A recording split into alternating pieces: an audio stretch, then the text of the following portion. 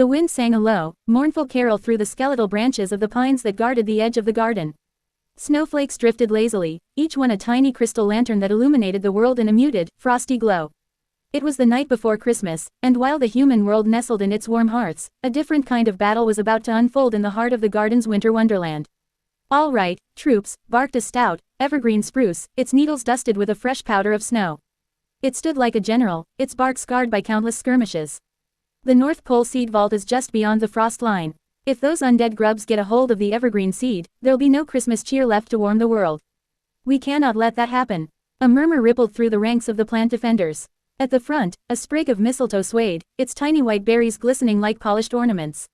Beside it, a gingerbread soldier, crisp, cookie-shaped and frosted with icing, saluted with a candy cane spear, its frosting gleaming under the moonlit sky. Behind them, a towering Christmas tree, resplendent with twinkling fairy lights, stretched its arms toward the heavens.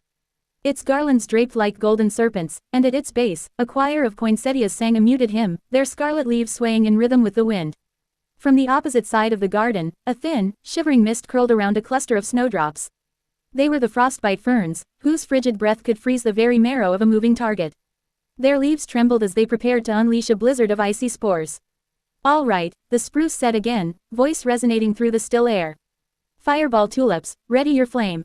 Peppermint pea shooters, load your candy cane ammo. Nutcracker soldiers, keep the barricades sturdy. And remember, this is about more than just winning.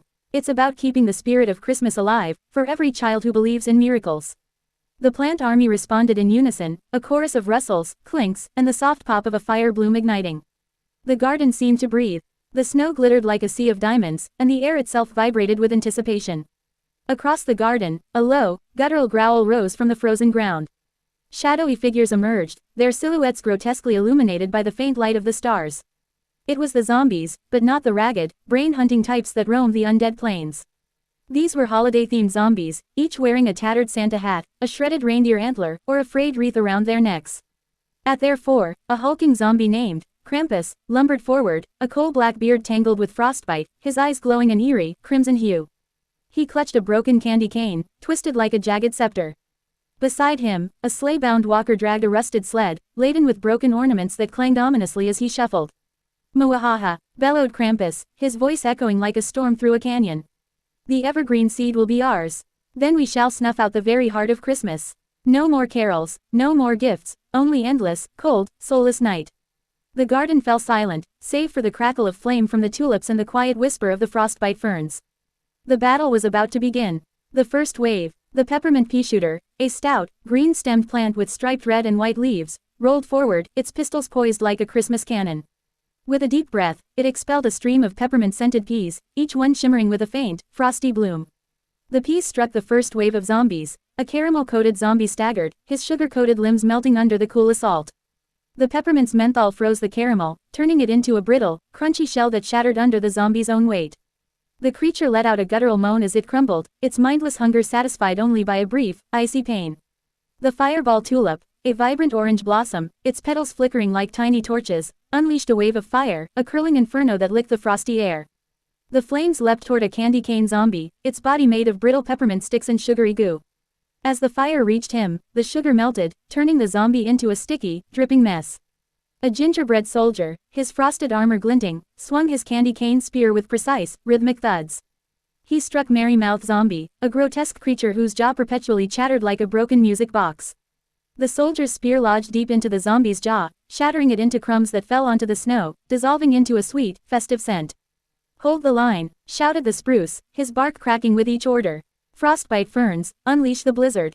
The frostbite ferns responded, their fronds trembling as they released a torrent of icy spores.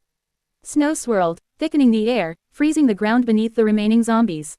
The sleigh-bound walker tried to push forward, his sled slashing in the freezing wind, but his steps became sluggish as his feet became encased in ice. He slipped, sliding on the glittering surface, and crashed into a stack of nutcracker soldiers.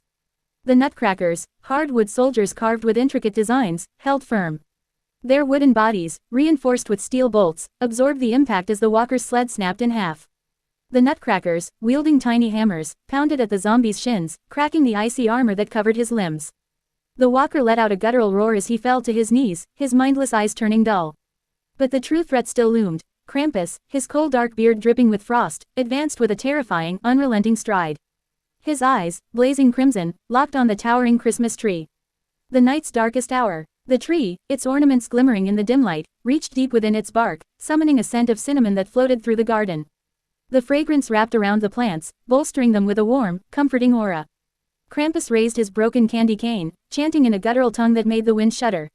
By the darkness of winter, I summon the frost. From the tip of his cane erupted a blizzard blast, a torrent of wind and snow that surged toward the garden. The blizzard blast slammed into the Christmas tree, the impact causing the very pine needles to tremble. Snow spiraled around the tree, covering the fairy lights, dimming their glow. "Hold on, everyone," cried the spruce, as he thrust his bark forward, pushing back the storm with his massive branches.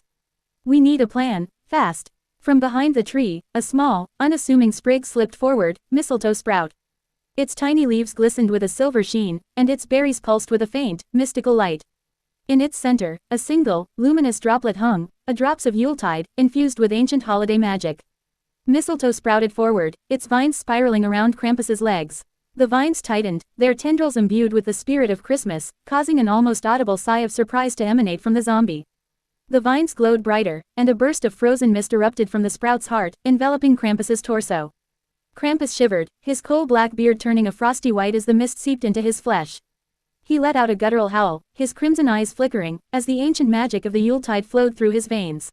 "No, I will not," Krampus bellowed, his voice cracking under the power of the mist. The garden seemed to hold its breath.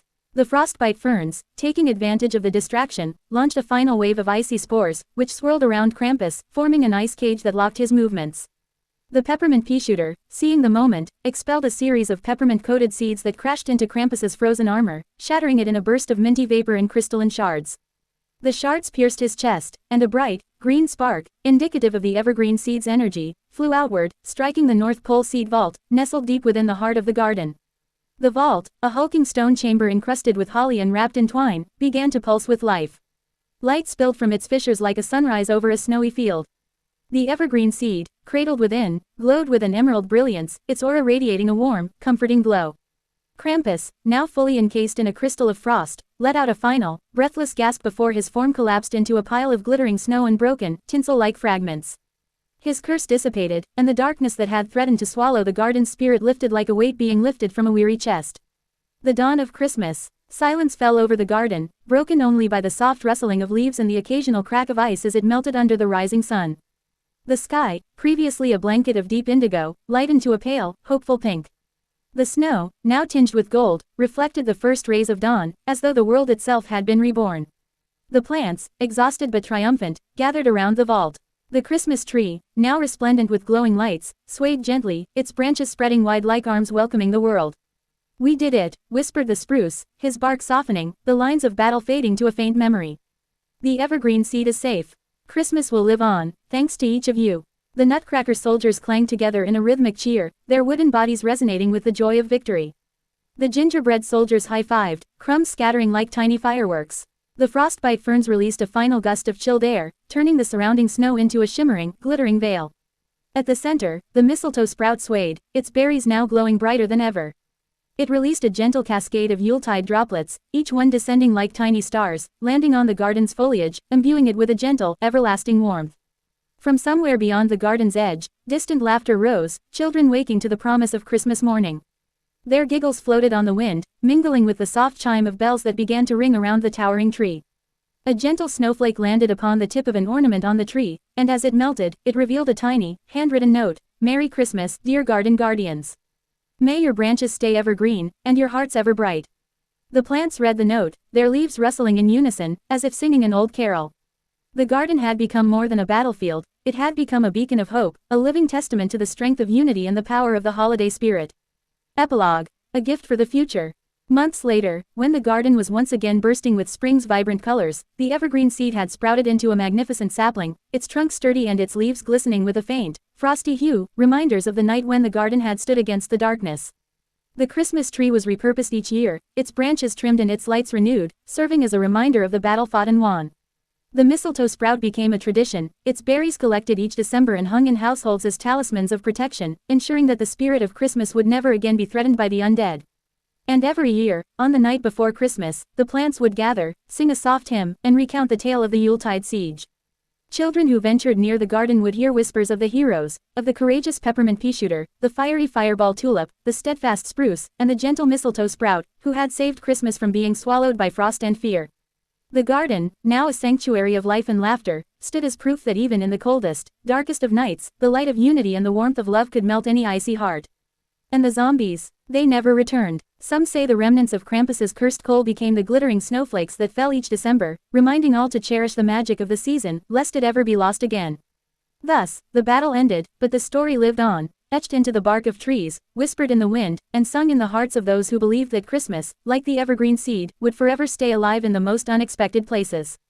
And somewhere, behind the garden's protective walls, the North Pole seed vault hummed softly, its glow a promise that the spirit of Christmas would never again be threatened, for as long as the plants stood guard, the world would remain bright, merry, and forever green.